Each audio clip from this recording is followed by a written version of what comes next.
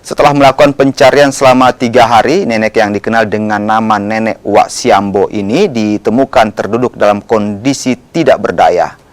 Nenek berusia 74 tahun ini diketahui 3 hari lalu pergi mencari buah pinang di dalam hutan, namun tak kunjung kembali.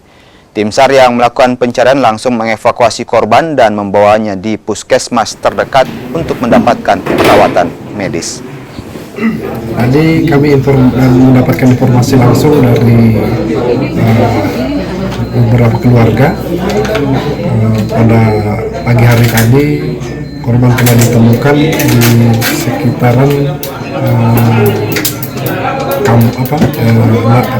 kebun milik keluarga korban. Dan kami diberikan informasi oleh anaknya yang sedang berada di kebun. Untuk kondisi korban pada saat dievakuasi sangat lemas, tetapi korban selamat dan langsung kami bawa ke puskesmas Lamanduk.